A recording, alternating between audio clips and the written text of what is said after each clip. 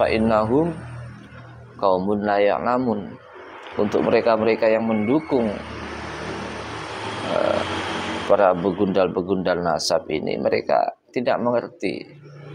Ya, kita doakan Allahumma hdihim ya Allah ila siratikal mustaqim siratal ladzina an'amta 'alaihim minan nabiyyin wal mursalin wa minas sholihin. Ya, semoga kalau jamaahnya, bahkan dari saudara-saudara NU, saudara-saudara Banser yang satu menjaga sampai 3 kecamatan yang dikumpulkan, yang mereka sebenarnya sudah tahu kedatangan saya, juga tahu. Coba mereka kan juga saudara kita, mereka juga mengakui saya sebagai saudaranya. Mereka hanya dimanfaatkan saja. Semoga mereka semuanya oleh Allah tetap diberi hidayah. Hidayah petunjuk dan juga diberi taufik, kekuatan untuk kembali ke jalannya para pendiri NU yang tetap menganjurkan dan mengakui bahwa habaib itu adalah keturunan Nabi dan diwajibkan untuk mencintai.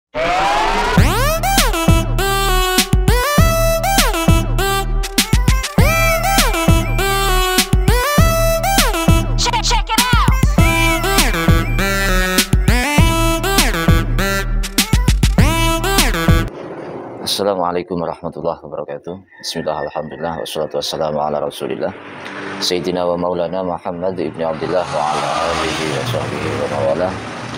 Jalanallahu wa iyyakum min ahli sa'adah fid dini wa dunya wal akhirah. Saudara-saudara kaum muslimin muslimat sebangsa dan setanah air, saudara-saudara SSC channel sekalian, semoga semuanya senantiasa dalam rahmat Allah Subhanahu wa taala, dipanjangkan umurnya, disehatkan zahir batinnya, dimudahkan segala urusannya, diberi rezeki yang banyak dan barokah, keluarga yang sakinah mawaddah warahmah, anak-anak yang soleh dan solehah.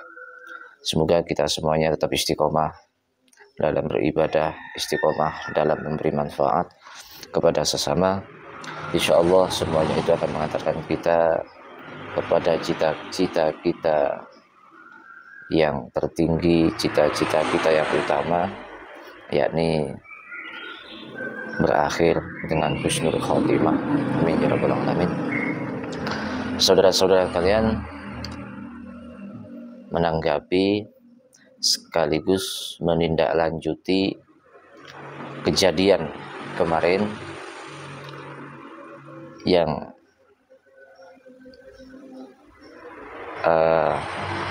Al-Fakir merasa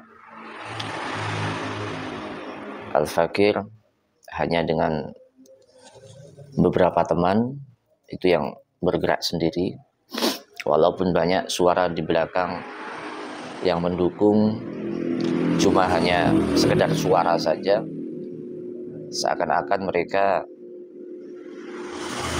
lempar batu sembunyi tangan, atau banyak pertimbangan yang mereka, bahkan beliau-beliau yang mempunyai alasan kenapa tidak ikut dalam aksi untuk membatalkan setiap acara Kiai Imaduddin dan kawan-kawan di Jawa Timur, khususnya di Malang, apabila dalam acara yang umum, yang sifatnya publik, itu membahas tentang nasab.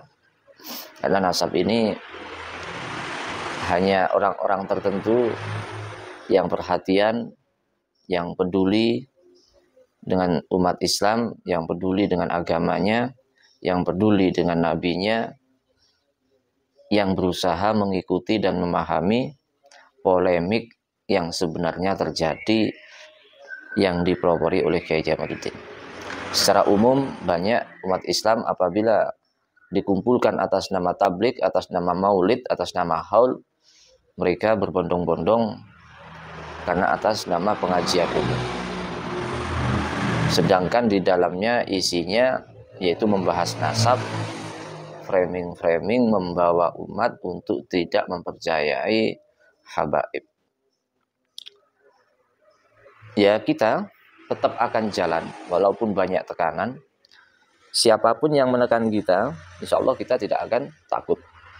Adapun kita mengambil langkah tidak jadi membubarkan, atau kita mengambil langkah kita dalam acara itu pulang, itu bukan karena takut. Sama sekali, insya Allah untuk agama, untuk umat, untuk Rasulullah, kita tidak punya rasa takut. Apalagi mereka juga saudara-saudara kita yang kebetulan mereka lagi termakan isu nasab habaib yang terputus dan disodori dengan kabar-kabar hoak, cerita-cerita, ujaran-ujaran kebencian, narasi-narasi yang bisa seakan-akan membela mereka pribumi terzolimi oleh habaib dan lain sebagainya. Ya, kalau dikatakan fa'innahum qaumun la ya'lamun, untuk mereka-mereka yang mendukung para begundal-begundal nasab ini, mereka tidak mengerti. Ya, kita doakan Allahumma hdihim ya Allah ila siratikal mustaqim siratal ladzina an'amta 'alaihim minan nabiyyin wal mursalin wa minas sholihin. Ya, semoga kalau jamaahnya, bahkan dari saudara-saudara NU, saudara-saudara Banser yang satu menjaga sampai 3 kecamatan yang dikumpulkan, yang mereka sebenarnya sudah tahu kedatangan saya, juga tahu. Cuma mereka kan juga saudara kita, mereka juga mengakui saya sebagai saudaranya. Mereka hanya dimanfaatkan saja. Semoga mereka semuanya oleh Allah tetap diberi hidayah. Hidayah petunjuk dan juga diberi taufik, kekuatan untuk kembali ke jalannya para pendiri NU yang tetap menganjurkan dan mengakui bahwa habaib itu adalah keturunan Nabi dan diwajibkan untuk mencintai sebagaimana yang dikatakan oleh Kiai Hasyim Asy'ari, ya. Sebagaimana yang dikatakan oleh Kiai Wahab Hasbullah, sebagaimana yang dikatakan oleh Syekhona Khalil, sebagaimana yang dikatakan oleh Kiai As'ad Syamsul Arifin, bahkan sebagaimana yang dikatakan oleh Syekh Nawawi Al-Bantan. Semuanya menganjurkan, mewajibkan, mencintai dan juga mengakui bahwa habaib itu dzurriyyah Rasulullah. Mereka mengingkari hal itu, para begundal-begundal nasab ini, atas nama ilmiah, atas nama kajian, bahkan memfitnah pendiri-pendiri NU itu karena takzim kepada gurunya yang banyak dari Ba'alawi, dari habaib, makanya tidak meneliti. Beliau-beliau pendiri-pendiri NU yang Al-Fakir sebutkan itu bukan hanya alim bidzawahir, bukan hanya alim dengan ilmu zahirnya, ilmu kitabnya, tapi beliau mempunyai basair. Beliau-beliau, setiap kiai-kiai pendiri NU itu basyirahnya tinggi, mempunyai mata batin. Beliau sudah kasaf, betul-betul diberitahu oleh Allah melalui mata hatinya, melalui kekasafannya, bahwa para habaib itu betul-betul keturunan Nabi.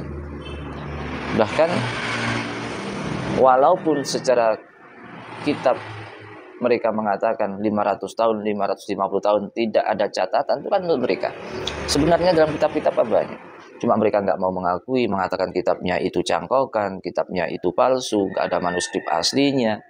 Setelah dikasih manuskrip asli oleh Gus Rumel, bahkan dari abad ke-3 sampai abad ke-7, itu tadi malam saya melihat mengatakan itu sanad-sanad yang tidak masuk akal, sanad-sanad yang halu. Ya, mereka untuk menghindari, mungkin malu mungkinnya, karena kalau ada catatan manuskrip di awal-awal Imat itu mengatakan kalau ada sanad yang jelas akan taslim, tapi setelah dikasih sanad yang jelas, pengakuan sanad hadis bahwa Imam Ubaidillah itu adalah putranya Imam Ahmad bin Isa Al-Muhajir, dia masih mengeles. Kita paham, kita tahu perkembangannya setiap fasenya, siapa yang membantah, siapa yang mempublikasi, siapa yang mengkritik, siapa yang mendukung. Mulai dari awal isu nasab yang hampir 1 tahun ini, Al-Fakir selalu mengikuti. Makanya Al-Fakir tahu siapa-siapa orang-orang di pihak mereka dan siapa-siapa yang ikut berjuang untuk menentang mereka.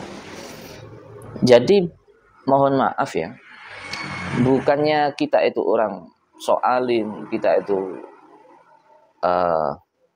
bertindak sendiri, sedangkan banyak kiai-kiai yang diam, banyak apalagi habibnya diam. Kiai-kiai banyak yang menganjurkan untuk diam, jangan ikut-ikutan. Ada dari habaib yang juga mengatakan jangan digubris. Iya, mungkin beliau secara basirah ataupun secara keilmuan beliau, kami menghargai cara beliau itu mengatasi masalah dengan diam. Istilahnya biarlah anjing menggonggong, kafilah tetap berlalu. Mungkin secara ringkasnya beliau mengatakan seperti itu. Tapi bagi kita yang mengikuti setiap fasenya, ternyata ya kenyataannya sudah terlihat sendiri di Kota Malang ya, kemarin sudah kebobolan. Banyak lapisan-lapisan masyarakat yang mereka tuju, yang mereka buat sasaran, itu yang sangat rentan. Ya kalau di majelis-majelis besarnya, khodimnya, kiainya, habibnya mengatakan, sudah jangan ikut-ikutan, yang penting kita sholawatan. Dan mereka yang betul-betul sudah muhibbin, mereka yang betul-betul paham, itu akan istiqomah, tidak akan menggubris ya begundal-begundal nasab ini. Tapi di ruang-ruang tertentu, mereka tetap terpengaruh. Banyak dari jamaah-jamaah yang sudah terpengaruh. Yang lebih memprihatinkan lagi ya, ini mohon juga perhatian dari para habaib, perhatian dari para kiai. Ini mereka sekarang itu mencari pondok pesantren yang kiainya itu tidak begitu paham tentang masalah nasab ini. Awalnya hanya menyodori provokasi-provokasi tentang mencintai negara, tentang pemalsuan kuburan, begini fitnah-fitnah yang diajukan kepada kiai-kiai itu, yang sebenarnya secara pokok masalahnya mereka tidak tahu. Akhirnya mereka ikut dan pondoknya dimasuki. Buatlah mereka acara di situ seperti yang terjadi kemarin itu. Mirisnya lagi punya santri-santri, santrinya masih di bawah umur yang mungkin 5-10 tahun lagi dia akan menjadi tokoh masyarakat karena sudah dicekoki di pondok pesantrennya dengan kebencian, bahkan tidak mengakui, menfitnah para habaib. Itu yang akan mereka katakan nanti di masyarakat-masyarakat. Lalu bagaimana tanggung jawabnya majelis-majelis yang besar ini?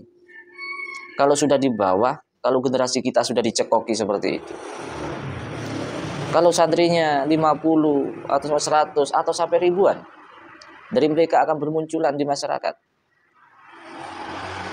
Mereka sudah tidak percaya lagi kepada lingkungannya, pada orang-orang yang sudah mencintai habaib. Dan ini ya, karena mereka sudah berhasil kemarin malam, ini akan ada agenda lagi yang lebih besar di Kabupaten Malang.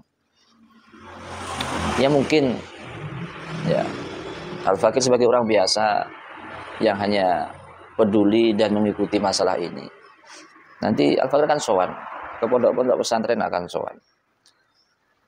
Kalau memang menyetujui, kalau memang kita akan melakukan hal yang apa-apa yang telah dikerjakan oleh rekan-rekan yang ada di Bekasi, mereka kalau mau mendatangkan Kiai Imad tidak apa-apa. Yang penting kalau suruh ngaji bab maulid ya ngaji saja. Kalau sampai dalam kita harus mengadakan perjanjian, kalau dalam ngajinya itu menyelipkan membahas nasab, maka kita atas nama masyarakat, kita akan membatalkan atau menghentikan atau bahkan bisa membubarkan acara tersebut. Kita akan berkoordinasi. Kalau kemarin memang nggak ada kabar, 1 hari ya, kita nggak bisa koordinasi dengan tokoh-tokoh, bahkan dengan jamaah-jamaah majelis yang ada di Kota Malang. Nah, setelah ini kalau memang ada dukungan, ada keprihatinan, ada kepedulian dan mendukung pergerakan kami, ya kami tetap akan jalan.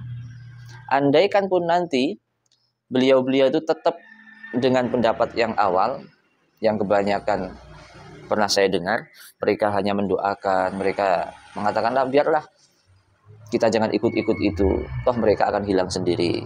Katakanlah biarlah anjing menggonggong, kafilah tetap berlalu.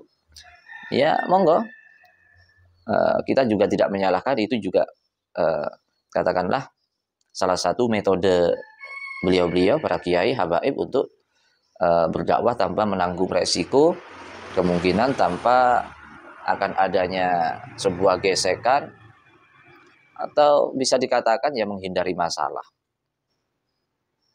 Kalau Al-Fakir mengatakan takut ya enggak sih. Ya mungkin itu.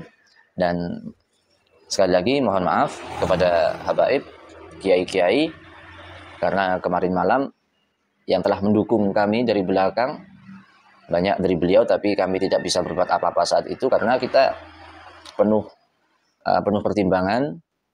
Beliau-beliau juga yang dimanfaatkan adalah saudara-saudara kita, dan saat itu kita kemungkinan walaupun kita bersuara juga tidak akan membuat acara itu terhenti. Dan untuk para kiai, para habaib ya,